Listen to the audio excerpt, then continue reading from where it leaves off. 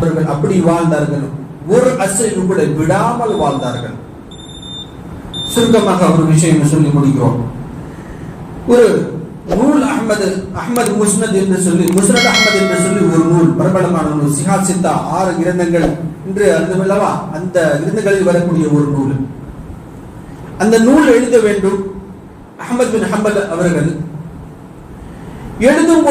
எழுத ஆரம்பிக்கும் பொழுது ஒரு நியத் செய்கிறார்கள். இந்த ஹதீஸ் பதிவு செய்கிற பொழுது 30,000 உள்ளடக்கிய அந்த ஹதீஸ் நூல்.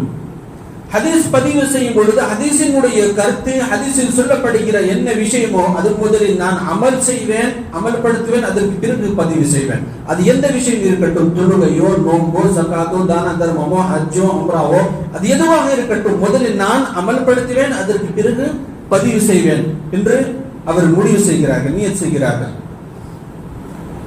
ஒரு நாள் ஹதீஸ் பதிவு செய்ய வேண்டும். ஸல்லல்லாஹு அலைஹி வஸல்லம் அவர்கள் ரத்தம் குத்தி வாங்கினார்கள். உடலில் இருக்கக்கூடிய கெட்ட ரத்தங்கள் எடுத்தார்கள். கொம்பு குத்தி அது எடுத்தார்கள். அது எடுப்பவருக்கு ஸல்லல்லாஹு அலைஹி வஸல்லம் அவர்கள் தீனார் கூலி கொடுத்தார்கள். அந்த ஹதீஸ் பதிவு செய்ய வேண்டும்.